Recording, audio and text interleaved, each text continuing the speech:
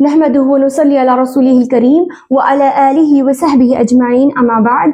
السلام علیکم ورحمۃ اللہ وبرکاتہ۔ امید ہے آپ سب لوگ خیر و عافیت سے ہوں گے۔ اللہ تعالیٰ تمام مسلمانوں کو صحت و عافیت سے نوازے اور دنیا بھر کے تمام مسلمانوں کو امن و امان اور سکون نصیب کریں، آمین۔ تو ہم لوگوں کی گزشتہ سورۃ الکہف کی کلاس میں ہم لوگوں نے دیکھا تھا کہ کیسے حضرت موسیٰ علیہ السلام نے خضر علیہ السلام کو ڈھونڈا اور کس طریقے سے حضرت خضر علیہ السلام نے شرط پیش کی ان کے سامنے، اور حضرت موسیٰ علیہ السلام چاہتے ہوئے بھی ان شرط کو پورا نہیں کر سکے، اس پر کھرا نہیں اتر سکے۔ تو اس کی وجہ میں آپ کو بتائی تھی، کیونکہ حضرت موسیٰ علیہ السلام ایک نبی تھے اور ان کا علم شرعی علم تھا۔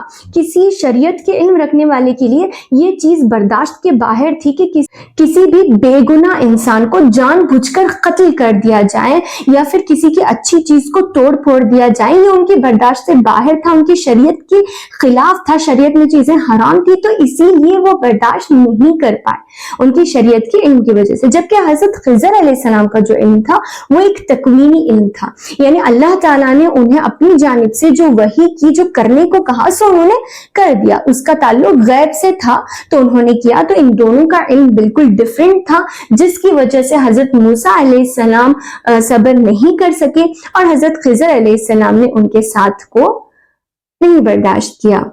تو چلیے دیکھتے ہیں آخر کار حضرت خضر علیہ السلام کی ان تمام ایکشنز کے پیچھے، انہوں نے جو اقام کیے ہیں، اس کے پیچھے کیا حقیقت تھی، کیا ضرورت تھی جو حضرت خضر علیہ السلام نے ایسا کیا، یہ جانتے ہیں۔ اعوذ باللہ من الشیطان الرجیم، بسم اللہ الرحمن الرحیم۔ تو حضرت خضر علیہ السلام نے تو کہہ دیا تھا کہ یہ میرے اور تمہارے درمیان جدائی کا وقت آ گیا ہے، بس اب تو اس کی انہوں نے جدا ہونے سے پہلے ضروری سمجھا کہ میں حقیقت بیان کر دوں تاکہ تمہارے دل میں کوئی خلش نہ باقی رہ جائیں، تاکہ موسیٰ علیہ السلام اپنے ساتھ کچھ انکمپلیٹ لے کے جا کے پریشانی میں مبتلا نہ ہو جائیں۔ اسی لیے میں حقیقت بیان کر دیتا ہوں کہ میں نے یہ سب چیزیں کیوں کی۔ تو انہوں نے کیا حقیقت بیان کی، دیکھتے ہیں۔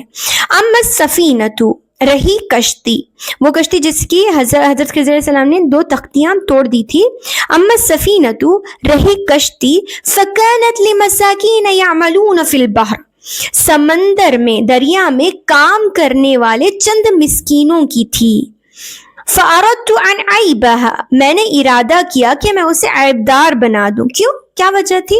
وَكَانَ وَرَاهُمْ مَلِكٌ، اس کے پیچھے یعنی اس کے بعد آنے والا ایک بادشاہ تھا، اس کشتی کے ادھر طرف ایک بادشاہ تھا، يَأْخُذُ كُلَّ سَفِينَةٍ غَصْبًا، جو ہر کشتی کو چھین لیتا تھا۔ غصبہ کہا جاتا ہے چھیننے کو، ضبط کر لینے کو، تو وہ جبرن، زبردستی چھین لیتا تھا اچھی اچھی کشتیوں کو۔ تو اسی لیے حضرت خضر علیہ السلام نے اس کشتی کو عیبدار بنا دیا۔ دیکھیے دکھنے میں تو یہ کام کتنا برا لگ رہا ہے، لیکن اس کے پیچھے کہ کتنی اچھائی یہاں چھپی ہوئی ہے۔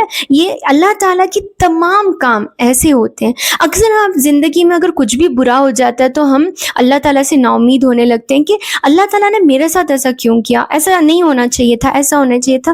لیکن ہر چیز کے پیچھے کیا راز چھپا ہوتا ہے، کیا اچھائی ہوتی ہے، یہ اللہ بہتر جانتا ہے۔ اسی لیے ہر کام سے راضی ہونا، تقدیر پر راضی ہونا ایک مسلمان کی پہچان اور ایمان کا حصہ ہے۔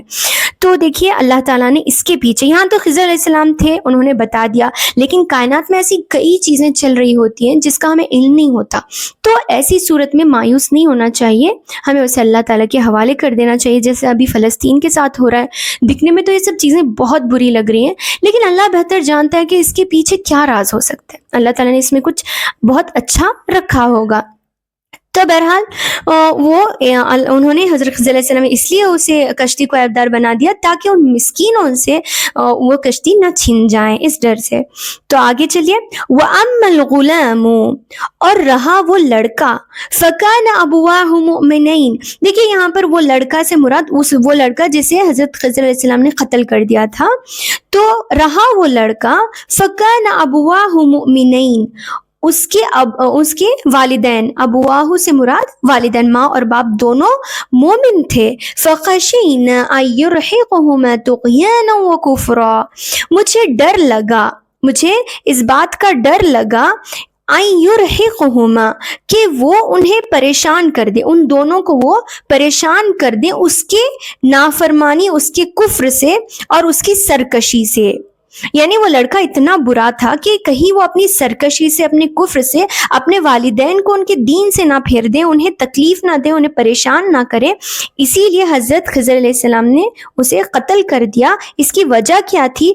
فَأَرَدْنَا، ہم نے ارادہ کیا، أَن يُبْدِلَهُمَا رَبُّهُمَا، کہ ان دونوں کے لیے ان کا رب بدل دیں، خَيْرًا مِّنْهُ، اس سے بہتر اولاد۔